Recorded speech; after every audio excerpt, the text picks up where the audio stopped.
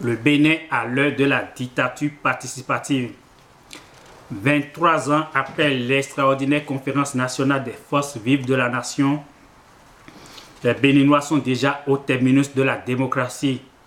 Nous avions pensé que 20 ans suffisaient pour construire une démocratie solide, inébranlable. Malheureusement, la braise laissée par le défunt PRPB était seulement dormante et il a suffi d'une petite étincelle pour rappeler à la mémoire de tous que le combat pour la liberté et la dignité était loin d'être gagné.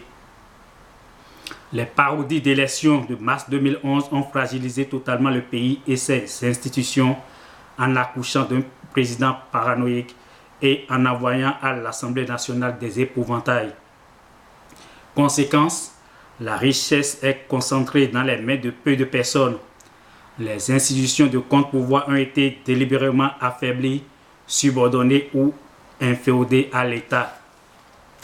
Les caractéristiques séculaires des régimes totalitaires ont surgi du jour au lendemain et une démocratie soi-disant modèle crée ses exilés politiques.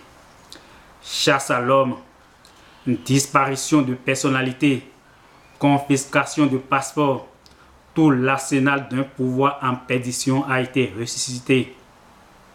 Le Bénin multiplie les chantiers d'injustice, corruption, scandales politico-judiciaires, explosion de la criminalité, manipulation grossière des résultats de concours, vol des millions de francs au trésor public, procès ridicules, grâce fantaisistes, pardon imaginaire.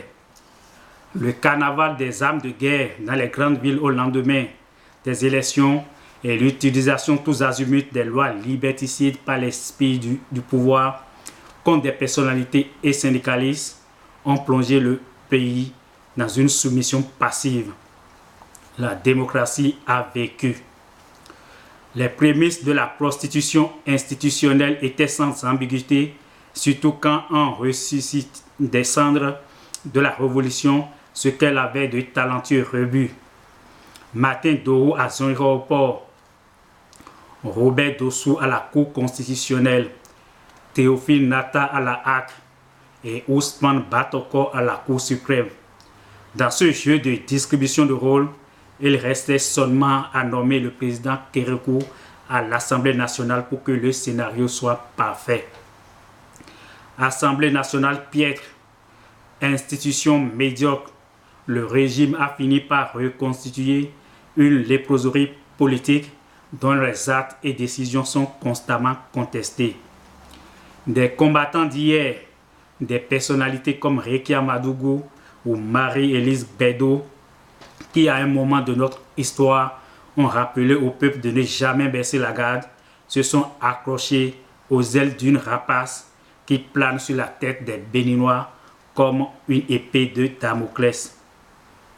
Des professeurs éminents, Mathurin Nago, François Abiola, intellectuels parfaits s'il en existait, qui nous ont toujours enseigné à l'université de respecter en tout temps l'amour absolu, l'honnêteté absolue, la dignité absolue, ont épousé le silence et ont troqué leur intelligentsia contre une soumission inconditionnelle aux symboles et aux dérives du pouvoir. Des opposants d'hier ou d'aujourd'hui, déclarés ou non, ont ravalé leur orgueil et attendent impatiemment leur prédation. Servitude volontaire ou sécheresse cutanée? La question mérite d'être posée. Le peuple béninois, atrophié par la misère et la faim, s'est muyé dans une heureuse docilité. Devons-nous rester silencieux et donner la chance à ceux qui veulent mettre le pays à feu et à sang? La paix contre le silence, la paix sans le pain. Nous devons faire attention et mieux cerner le sens du mot paix, galvaudé et mangé à toutes les sauces. N'oublions jamais que la paix pour un dictateur n'est rien de plus que la paix de la prison ou de la tombe. Certains dirigeants dans le monde dominent leur peuple par l'imposture et non par la justice. ils ne se rendent pas compte de leur confusion d'esprit.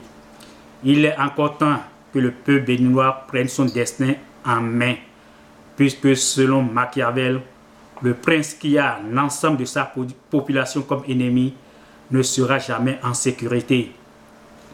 Plus grande est sa cruauté, plus faible devient son régime.